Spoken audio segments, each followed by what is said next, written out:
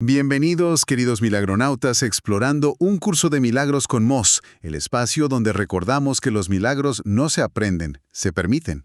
Y qué gusto estar aquí otra vez en esta mesa de análisis. El gusto es mío. Hola a todos los que nos están escuchando. Tenemos un tema, buenísimo hoy. Buenísimo y, la verdad, un poco retador. Porque, fíjate, estamos sumergiéndonos en el dossier de metafísica avanzada que publicamos en el canal. Exacto, el que se enfoca en la lección 90. Ajá, la lección 90 del libro de ejercicios, que, para dar un poco de contexto a quienes nos escuchan, es este gran repaso de dos ideas que, de verdad, te pueden sacudir el tapete. Sí, son la lección 79 y la 80. Eso. La 79 es permítaseme reconocer el problema para que pueda ser resuelto. Y la 80, permítaseme reconocer que mis problemas se han resuelto. Que suena muy lindo y muy poético, ¿no? Suena espectacular en teoría, claro. Pero seamos muy honestos, ¿te ha pasado que perdonas con la boca pero por dentro sigues en guerra? Totalmente. Y creo que es la encrucijada fundamental a la que, todo estudiante del curso llega tarde o temprano, ¿no? Sí, porque la teoría es inmaculada, pero la práctica... La práctica es el terreno donde chocamos de frente, o sea, chocamos con la resistencia más férrea de nuestra propia mente. Y justo la misión de nuestra exploración de hoy, tomando como base este video tan profundo que analizamos en el canal, es desmenuzar exactamente qué mecanismo hay detrás de eso. O sea, ¿por qué decimos que ya perdonamos pero el estómago sigue hecho un nudo? Exactamente. Vamos a ver cómo el sistema de pensamiento del ego utiliza una herramienta que es, sumamente sofisticada. La ilusión del tiempo, me imagino. Esa misma. La usa para engañarnos y mantenernos atrapados en un ciclo de sufrimiento. Y bueno, como contraparte, como la respuesta, o sea, el milagro, no es una meta allá a futuro, sino que es una realidad aquí y ahora. Pues vamos a rascarle un poco más a esta idea, porque en el dossier se menciona una fórmula matemática de la salvación. Y me llama muchísimo la atención que usemos la palabra matemática. Sí, suena raro al principio, ¿verdad? Sí, porque solemos encapsular la espiritualidad en algo muy etéreo, ¿no? Como muy de sentir la energía y ya. Pero el libro de ejercicios no deja espacio para la ambigüedad aquí. Nos da una ecuación literal. Quirúrgica, diría yo. Y fíjate que el ego detesta esa simplicidad. No la soporta porque no le deja ningún margen de maniobra. Claro, lo arrincona. Exacto. La lección 90 reduce absolutamente todo el drama humano a esto. Un problema es igual a un resentimiento. Ajá. Y una solución es igual a un milagro. Esa es la ecuación completa. Un problema, un resentimiento. Una solución, un milagro. ¡Wow! Es que es tan directo que hasta asusta. Sí, y el pilar de esto es comprender que el milagro no es algo que nosotros, desde nuestra identidad humana, tengamos que fabricar o ganarnos haciendo méritos. No. O purificándonos durante años en una cueva. Exactamente. El milagro es una condición natural que ya está ahí, presente. Pero el resentimiento funciona como una barrera perceptiva, una pared que lo oculta. Es decir, que el milagro y el problema son simultáneos. Y esto, fíjate, me hace pensar en una analogía. Es como si tuvieras el antídoto guardado exactamente en la misma caja que el veneno. Muy buena imagen. O sea, ambos están ahí al mismo tiempo.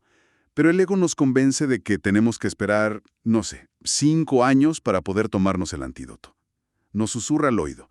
Sí, ahí está la cura. Pero primero tienes que procesar tu dolor. Primero el otro tiene que sufrir lo que te hizo claro. Exacto. Primero necesitas que pase el tiempo. Y es que el ego sobrevive exclusivamente en esa brecha imaginaria. O sea, en ese espacio de tiempo entre el evento y la curación. Fíjate, el texto del curso por ahí del capítulo 26 introduce la ley de la simultaneidad. Ah, ok. A ver, cuéntanos de eso. Plantea que el Espíritu Santo, o sea, la mente recta, ubicó la solución justo al lado del problema en el instante exacto en que éste pareció surgir. O sea, nacen juntos. Pero relega la sanación a un futuro incierto. Y vaya que esa ilusión se siente como una realidad absoluta.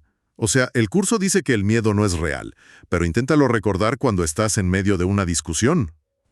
Sí, es casi imposible en ese momento. Totalmente. Cuando la sangre te hierve, cuando sientes que alguien pisoteó tu dignidad, tratar de decirte internamente, este problema ya está resuelto, pues te suena a lotura total. Y desde la óptica de la percepción fragmentada, claro que parece locura. El manual para el maestro aborda esta trampa, diferenciando muy bien la magia del milagro. La magia. O sea, ¿cómo aplica la magia aquí? Bueno, ¿conoces el famoso dicho de «el tiempo lo cura todo»? Uf, de toda la vida. Te lo dicen siempre que terminas una relación o algo así. Pues esa es la definición perfecta de magia para el curso. Porque, a ver, ¿cuál es el mecanismo psicológico ahí? El tiempo en sí mismo no tiene ninguna cualidad curativa. No hace nada. Claro, el reloj solo hace tic-tac y ya. Exacto. Lo que hacemos es utilizar el paso de los años para enterrar la culpa, para enterrar el resentimiento en las profundidades del inconsciente. Lo reprimimos porque no queremos sentir el dolor agudo de hoy. Nos anestesiamos. Sí, pero esa represión es exactamente lo que garantiza que el dolor siga operando desde la sombra. El milagro, por el contrario, colapsa el tiempo. ¡Wow! Exige una confianza radical. Reconocer que la resolución no requiere que cambie el mundo exterior mañana, sino que cambias tu percepción en este mismísimo microsegundo. A ver, me quiero detener ahí. Porque si el tiempo no cura nada y solo agarra la tierrita y la echa debajo de la alfombra, entonces surge una duda inmensa. ¿Qué es lo que verdaderamente estamos sanando? Es la pregunta clave. Porque, digo, solemos creer que sanar es, ver la cuenta bancaria en números negros por fin, o recuperar la salud física, o que tu pareja regrese y te pida perdón. Pero el dossier sugiere que no estamos sanando el escenario externo para nada. Así es, nada externo. Y para ilustrarlo, yo propongo que dejemos de pensar que esto es como una costrita que cubre una herida en la piel. Más bien, la situación externa es la herida, y no estamos sanando la carne, sino quitando el cuchillo de la mente que sigue escarbando ahí adentro. ¡Wow! Esa metáfora del cuchillo es 1000 veces más precisa. Fíjate que el suplemento de psicoterapia del curso define el síntoma, y un síntoma puede ser una enfermedad, una crisis financiera, un divorcio caótico, lo que sea. Ajá. Lo define como un resentimiento solidificado. O sea, el resentimiento se hizo materia. Exactamente. Es un pensamiento de ataque continuo que de tanto sostenerse tomó forma en el mundo físico. Entonces, si la causa del síntoma es un juicio de condena que tú sigues sosteniendo en tu mente, tratar de arreglar el mundo exterior es como intentar peinar tu reflejo en el espejo. En lugar de peinarte tú, claro. Exacto. El milagro ocurre cuando la mente por fin retira ese cuchillo, cuando aceptas que el juicio, ya sea contra ti mismo o contra el otro, ha sido perdonado. Eso me recuerda a una frase del curso, no estás enfadado por la razón que crees. ¿Y cuántas veces eso cambia todo? Cambia absolutamente toda la perspectiva. Es que nos pasamos la vida peleando con espejismos, peleando con la pantalla del cine. Y esto me lleva a plantear esta reflexión. ¿Y si la verdadera práctica espiritual no es cambiar el mundo, sino cómo lo interpretamos? Totalmente. Y fíjate que el suplemento del canto de la oración lleva esa premisa a su nivel más alto. Nos obliga a replantear la estructura misma de cómo rezamos, de cómo pedimos ayuda. Porque solemos pedir desde la carencia, ¿no? Históricamente oramos desde el victimismo total. Rogamos, Diosito, por favor, interven en mi vida y cambia el carácter insoportable de mi jefe, o solucióname esta deuda del banco. Sí, sácame de este hoyo. Ajá. Y al hacer eso, le estamos pidiendo a la eternidad que descienda a nuestra ilusión del tiempo, nada más para validar que nuestra creencia en la separación es real. O sea, siguiendo la analogía de hace rato, le estamos pidiendo a Dios que nos confirme que el veneno sí es real y que por favor nos dé permiso de tomarnos el antídoto mañana. Exacto. La oración de alta jerarquía, como la llama el curso, funciona con un mecanismo completamente distinto. No ruega nada, reconoce. Es una afirmación sosegada, muy tranquila, que dice, el tiempo no puede separar este problema de su solución. Consiste en apartar nuestro juicio personal, soltar esa necesidad necia de tener la razón sobre por qué sufrimos y permitir que la mente recta nos muestre la paz que de hecho ya se nos había otorgado. Es rendirse.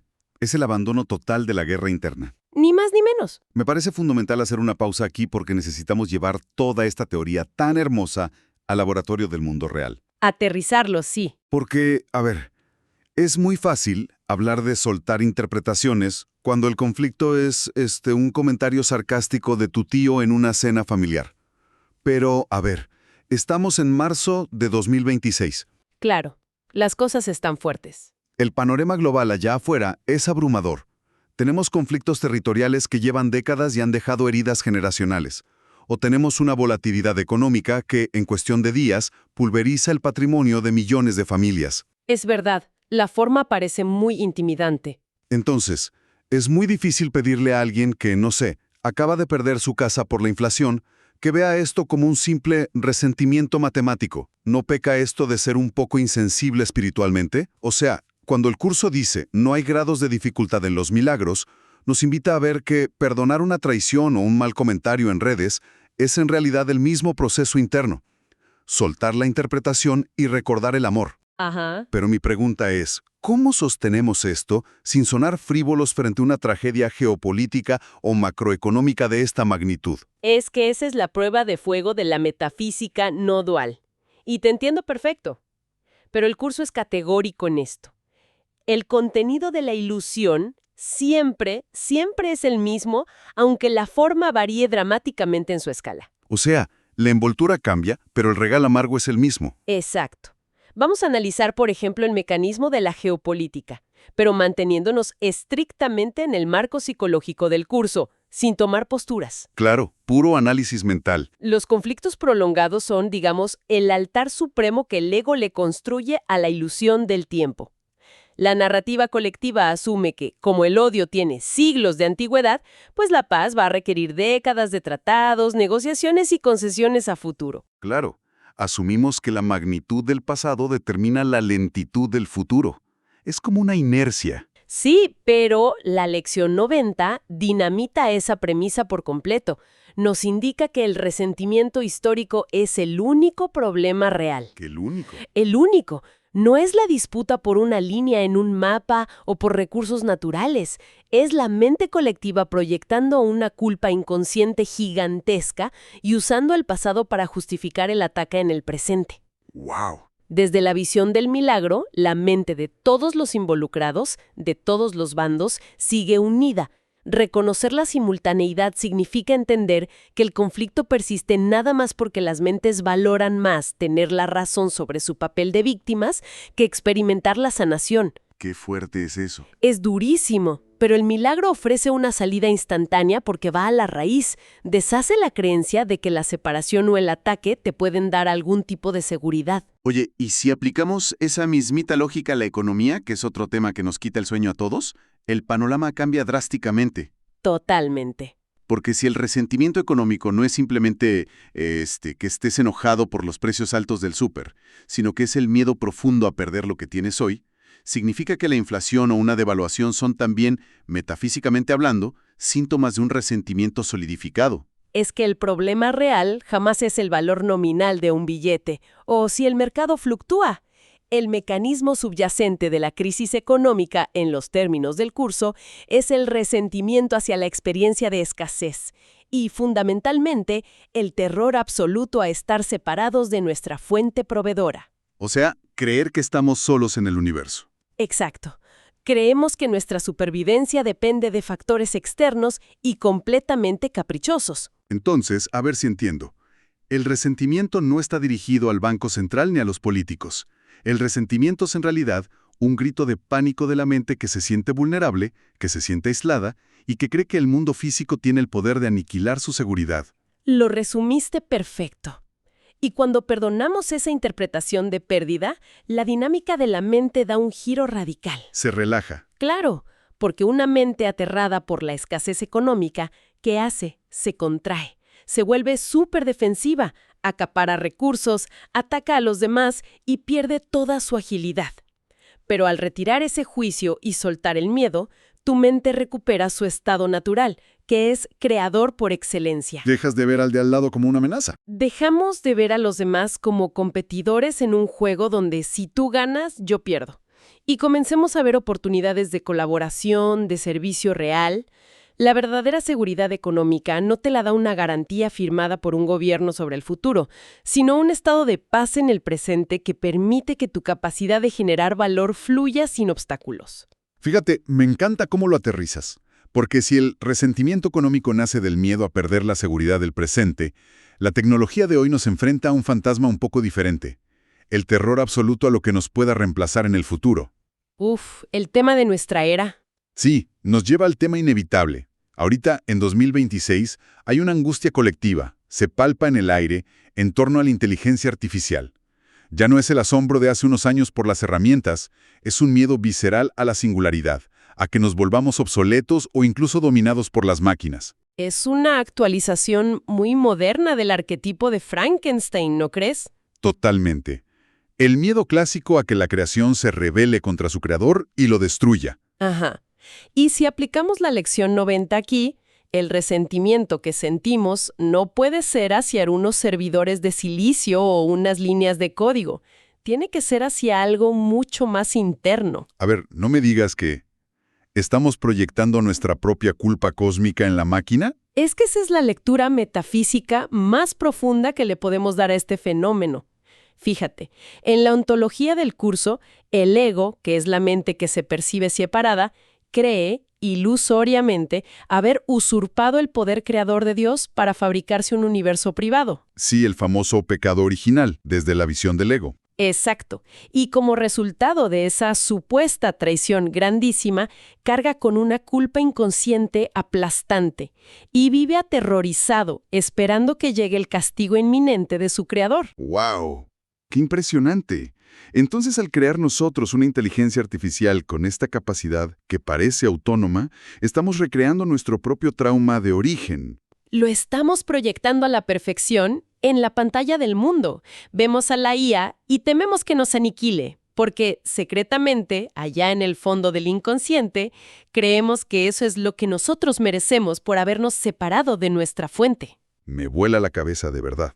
El pánico hacia el avance tecnológico es literalmente mirarnos al espejo y ver reflejado nuestro propio miedo a ser castigados por nuestras creaciones. Es que esto rompe completamente la narrativa de los noticieros. O sea, no estamos sufriendo por la falta de regulaciones éticas de las empresas tecnológicas de Silicon Valley.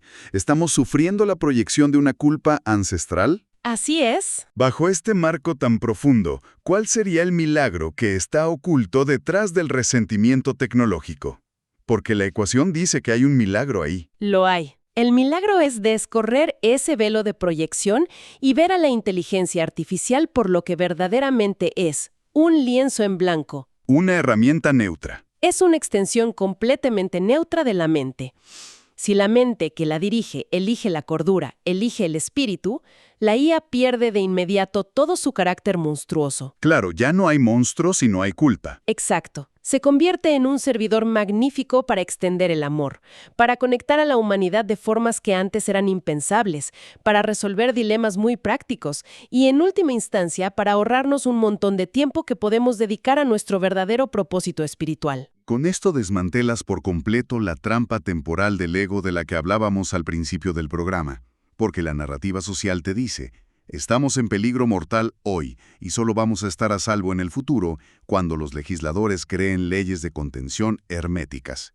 Sí, el ego te exige vivir en un terror preventivo constante. Terror preventivo, qué buen término. Pero aquí interviene otra vez la ley de simultaneidad.